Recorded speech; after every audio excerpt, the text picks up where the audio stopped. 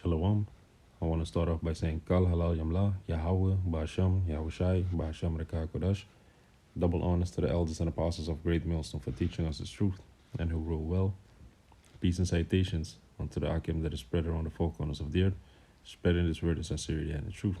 Shalom to the hopeful elect. I'm the brother Quatazab Zion, coming back through the spirit and power of Yahweh Ba'asham Yahushai with another lesson, with another video, and Lord willing, this video is edifying. Gone. So, in this video, I want to go into the fact what Esau is doing right now. You know, making things plain, bringing things into perspective, what Esau is doing. So what I did is that I Googled a healthy economy. What's needed to sustain a healthy economy? And then I came across this article, Defining a Healthy Economy. Ted recently wrote a great piece. So I'm going to click on it. Ted recently wrote a great piece that very succinctly, Salakia for misreading it, articulates the vision of the kin ecosystem and why kin exists. So this is an article from medium.com, and I'm just gonna skip to the important part, what is really needed to define a kin economy. And it reads, a healthy traditional economy in steady state has the following three conditions: systemic strength, low concentration of wealth, and low concentration of commerce, i.e. healthy competition. So what is happening this past 2 years to the economy of Esau Edom? And if you go into that into that word economy, that it means house, Let me see if I can find it real quick.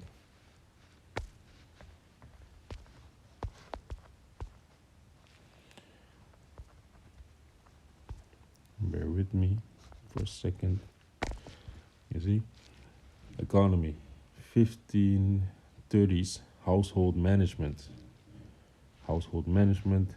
thrift, manager, steward, house, abode, dwelling. So economy literally means house management. So we are living in Esau's house right now. This is Esau's economy. And what he's doing is that he's systemically taking down his own economy. How? By taking away the competition. Because one of the things that you need is systemic strength, which is a healthy competition between the wealthy and the normal commerce. And what is Esau, which is Esau Edom, that's his biblical name. What is he doing right now? He's taking down the little businesses, the little man, out of the equation. So what is happening? You're going to have an excess of wealth. All the smaller, the mid-size and the small businesses are being broken down right now. They are not surviving in this C-19 situation that we're in. So they are breaking down their own economy. This is the first thing that they took out last year, and it's still trickling down to this year. They're still gonna forcefully but steadily keep this ongoing thing until all the smaller businesses are gone. And the second thing is a stable microeconomic conditions, which consist of consumer prices, broad and recursive market participation, e.g. low unemployment. So in other words, it's low unemployment. And what do you see right now? The unemployment is at a high because everybody's losing their jobs. Everybody's sitting at home.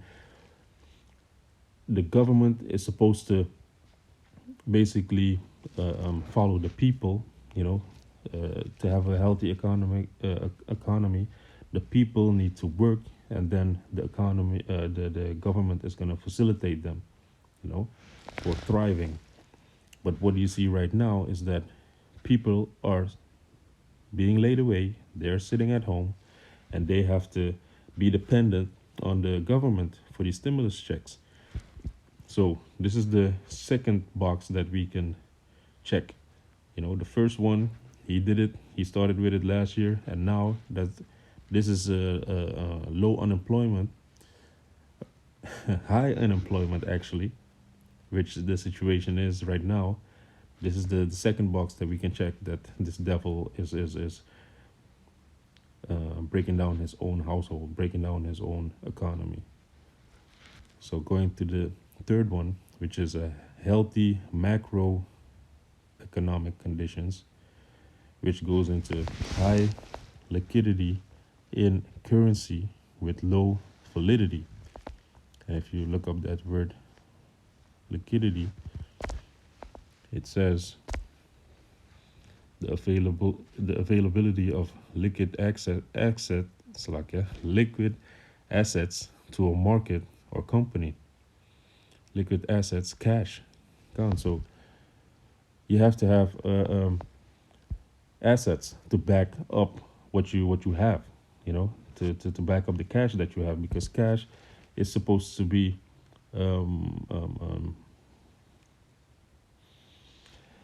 bound with assets.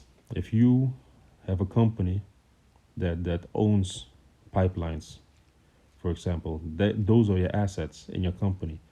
And if you don't have those assets that is going to be translated into money, if you don't have those assets to back up the money that you want to spend, then your company is worth nothing if you don't have assets. So assets is one of the most important things. And then if you go into low validity,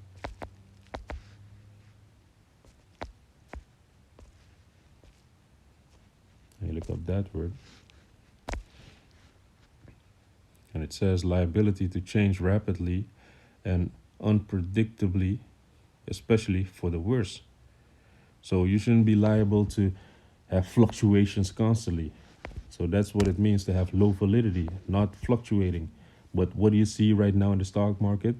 Everything is fluctuating all over the place. So all these three main ingredients to have a healthy economy, Edom, he's breaking them down systematically. So he's breaking down his own house, which is actually going to lead to war, because what is the cause of war? The first World War I, World War II, is because of money. Is because of the economic crash, So that's what this is all leading up to, World War III, and also he wants to bring in that cashless society, He wants to crash, and he wants to induce the how you call it, hyperinflation, and that's going to cause for people to bug out, how you call it, sardines and toilet paper, stuff like that, which would normally be €1 or 2 euros, are gonna be like 15 euros, and that's gonna cause them to go for a new currency, because this currency that we basically have right now in the hyperinflation is worth nothing. So you have to create something new. That's why you see now the bitcoins and all these other new digital currencies are a big hype, because people see what this place is going to, It's going to be digitalized, and everything is going to be cashless. You see? But Edom, he thinks he's going to bring in a new cash currency. He thinks he's going to do a great reset. He thinks he's going to bring a new world order into play. He thinks he's going to enslave the people again to prolong his rulership, his kingdom. Because, hey, if these people willingly want to be my slaves, it's not on me, right? That's how he thinks. That's how he's gonna plead his case to Yahweh Bashem Yahushai. Like, hey, they willingly became my slaves. I knew my time was up, but they they went for my trick. They went for my snare. You know, that's what Esau Edom is doing right now. He's laying up snares and building up towards his new world order. But let me not go too quick. Let me start with the book of Ecclesiastes 3 to bring everything in perspective. Ecclesiastes 12 and 3. In the day when the keepers of the house shall tremble. We just went into that word house. House means economy. And who are the keepers of the house? The people that watch the stock markets, you know. So in the day when the keepers of the house shall tremble, and the strong men shall bow themselves, and the grinders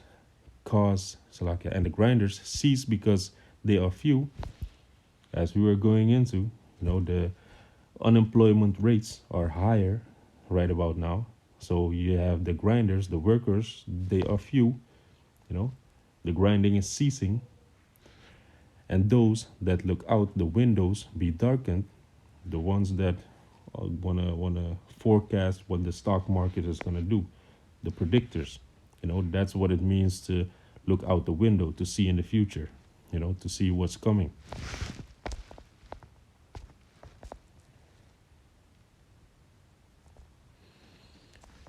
God. Verse 4, and the doors shall be shut in the streets when the sound of the grinding is low. Speaking of right about now, you know, last year it was you could almost hear a coin drop or a needle drop. You know, that's how silent it was in the streets. You know, even in the streets of New York, I saw videos of people, you know, putting boards before their windows because they were kind of going out of business. People were rioting, and all these things were happening last year. The grinding was low. And he shall rise up at the voice of the bird, and all the daughters of music shall be brought low. That's still happening. He's Slim Thug. He's flipping the fuck out because he can't bring his music to the audience. He can't bring his music to arenas and places like that. So he's flipping the fuck out like, hey, why aren't y'all taking the jab? Because y'all touching my money right now. You know, it says daughters of music, but it's speaking about all these artists. You know, all these concerts, they're being canceled and stuff like that. So that's what it means that these daughters of music are going to be brought low. Verse 5. Also when they shall be afraid of that which is high, and fear shall be in the way, and the almond tree shall flourish, and the grasshopper shall be burdened. Yeah, that was the point. Until verse 4. So that's the time we're living in.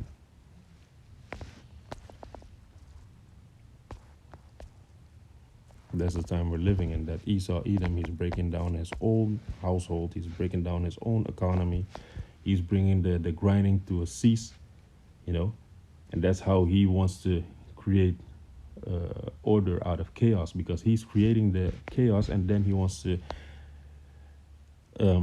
peacefully bring you a solution. Be like, hey, I think this is the next new thing. This is the best way out. You know, we come with this digital currency. You got to put it in your right hand or in your forehead, and then you're A-OK, you know.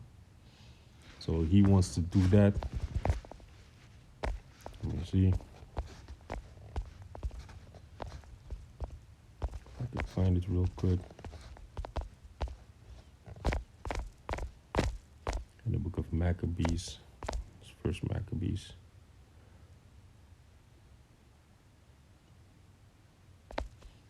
Yeah, First Maccabees 1, verse 41. Moreover, King Antiochus wrote to his whole kingdom that all should be one people. So in this time period that Antiochus was ruling, even back then, they wanted to have this one currency, one people, one world order, one new world order. And that's what Esau Edom is pushing for. You know, Not that all these different currencies would be on the earth. No, he wants one currency and he should be in charge of that currency. So that's what Esau Edom is pushing for.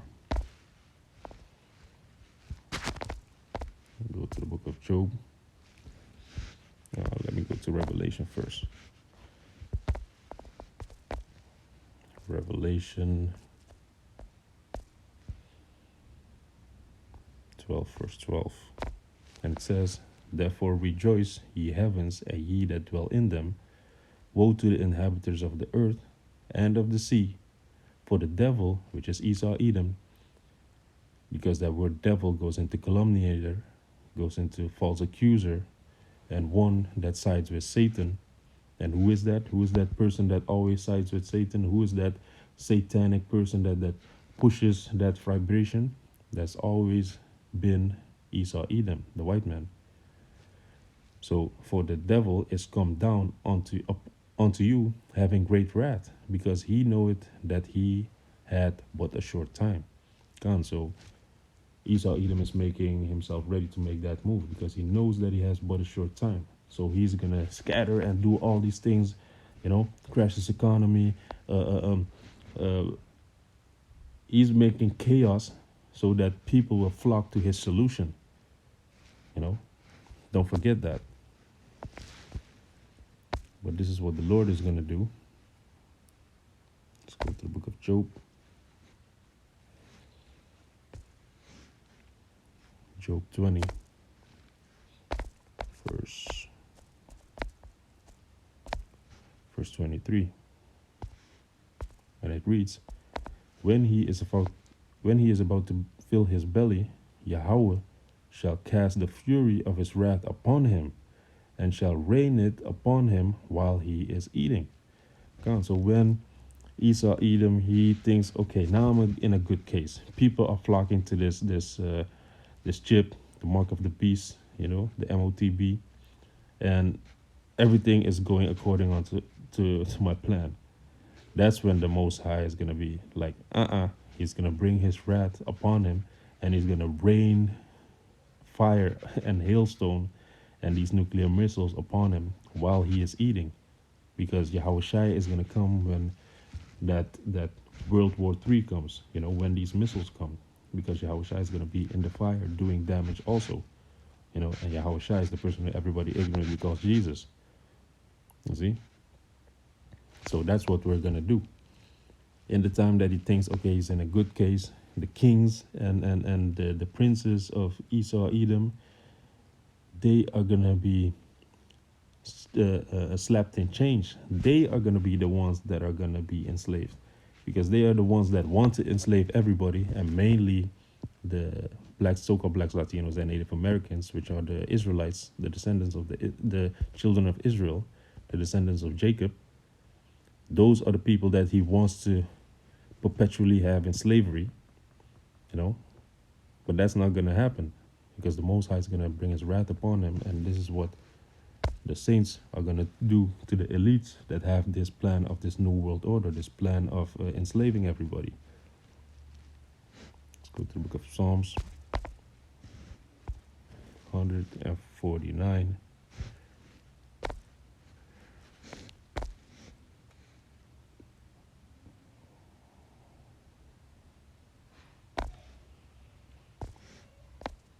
Let me start at 6. This is Psalms 149, verse 6. Let me start at 5. Psalms 149, verse 5. Let the saints, and who are the saints? Saints go into the ones that are set apart, the ones that are sanctified, which are the Israelites, the descendants of Jacob. Let the saints be joyful in glory. Let them sing aloud upon their beds. Let the high praises of Yahweh be in their mouth, and a two-edged sword in their hand, because we are going to take the kingdom. We are going to slaughter these people, for doing all these things that they did unto our people, Going to verse 7. To execute vengeance upon the heathen and punishments upon the people, to bind their kings with chains and their nobles with feathers of iron. So we're going to take their kings, we are going to take the elites, the ones that have these plans, we're going to put them in chains. They're going to be enslaved. They are going to be the ones that are going to do the working. And going to verse 9, to execute upon them the judgment written, dishonor have all his saints, praise ye Yahweh. You know, so this is going to be the end game. This is what's going to happen to these people that think that they're going to collapse and crash their own kingdom in order to prolong their rulership. And that's not going to happen, because they think they're slowly but surely bringing this gradually bringing their new world order into play. But that's not going to happen. The Most High's world order is going to come into play, you know, where the saints are going to rule in righteousness, where the saints are going to rule and the people are not going to mourn, because now the wicked bear rule and the people mourn it. But when the righteous are in authority, everybody is going to rejoice, because everything's going to be in peace and in balance and according how it's supposed to be, according the way Yahweh Shai created it. Gone. So basically that's the point that I wanted to make. This is how the movie is gonna play out, according thus saith the Bible, according to Yahweh Shai. So we gotta ride this wave and wait until we have this honor to bind their kings with chains and their nobles with fetters of iron. So with that, I hope this video is edifying, and I want to say Kal Halal Imla, Yahweh, Basham, Yahushai, Basham Reka Kodash. Shalom Akem.